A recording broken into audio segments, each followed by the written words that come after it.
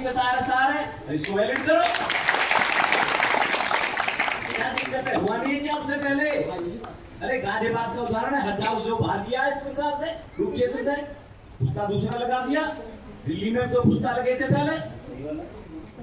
लेकिन ये तब होगा जब आप लोग संघर्ष करते रहोगे। जिस बिजली कनेक्शन के बहुत बड़ा काम है, कोर्ट में अगर आप जब लड़ोगे, कनेक्शन आपका आधार बनेगा आगे संघर्ष के लिए। इसलिए बिजली कनेक्शन की लड़ाई लगातार आप लड़ते रहो, इस संघर्ष को आगे बढ़ाते रहो आप लोग लगातार। ये सब चीजें हुई हैं आपसे पहले भी। और मेरी एक सलाह हो रहा है, वोट तो यहाँ दी होगी काफी लोगों ने, वोट बनी हुई है, तो जिनको वोट दी है वो मजे लेते जो घूम रहे हैं जनप्रतिनिधि। ये देश संविधान चलता है, संविधान के अंदर एक बहुत चीज है जन कल्याणकारी राज्य की परिकल्पना, उसमें मजदूर वर्ग भी आता है, किसान वर्ग भी आता है। तो उनसे जाके एक ही बात कीजिए आप लोग, अरे भैया इस डूब क्षेत्र को जिसको कहते हो या वैद कॉलोनी जिसको कहते हो, इससे बाहर ग्रेटर नोएडा सेक्टर में मकान ले सकते हैं क्या मजदूर वर्ग या किसान वर्ग के लोग?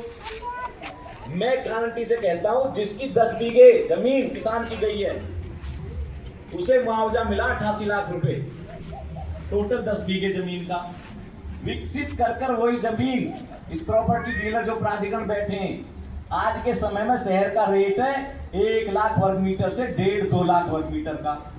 वो किसान उसमें प्लॉट नहीं खरीद सकता 200 मीटर का, जिसने 10 बीघे जमीन दे दी है, तो मजदूर ले लेगा।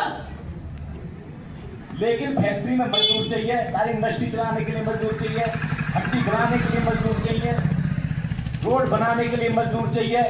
लेकिन उस मजदूर के हित के लिए, उसके अधिकारों के लिए, उनके संरक्षण के लिए, अधिकारों संरक्षण के लिए जनप्रतिनिधि जन कल्याणकारी राज्य की परिकल्पना के साथ अपनी भूमिका का निर्वहन कर रहे हैं कि नहीं कर रहे, ये सवाल कीजिए उनसे जाके। आप क्यों नहीं कर रहे हो साहब? क्यों नहीं आवाज उठाते हो आप हमारे लिए? अरे हम आपको वोट देते हैं, आप विधायक बनते हो, सांसद बनते हो, तो आपकी भी जिम्मेदारी है हमें सभी मूलभूत सुविधाएं मिले।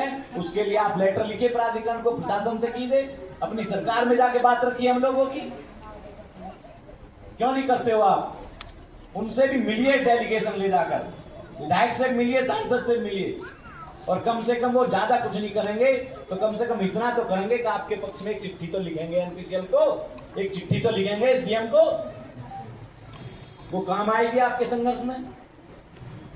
भाई उनकी भूमिका तो जनप्रतिनिधि की यही है।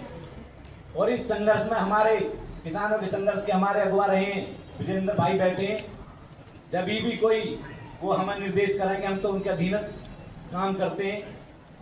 संगठन के तहत जब भी वो कहेंगे हम लोग इस लड़ाई में आपके पीछे खड़े होकर नारे मारने के लिए तैयार है। अगवा होने की हमें कोई भूमिका नहीं है, अगवा अपने में से चुनना, ये मैं बता रहा हूँ। क्योंकि किसानों के साथ जो गांव में अपर क्लास के लोग रहते हैं ना, वो वार्ता में बैठते थे और सबको भीड़ इकट्ठी करके ले जाते थे, और वहां अपनी आबादी छुटा छुटा के कोठियां बन गई, और जो नीचे का तबका ना वो गांवों में सिलम में रह रहा है। जिस उद्यान से माता जिसके मादरे पे सब बना हुआ है, उस उद्यान में आज तक सामुदायिक केंद्र नहीं बना। अमीर को जरूरत नहीं है, गरीब को जरूरत है, तो उसके लिए सामुदायिक केंद्र नहीं है, शादी विवाह करने के लिए, किसी कार्यक्रम करने के लिए।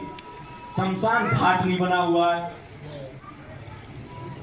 कितने नेतागिरी करते घूमते हैं जो घाई करते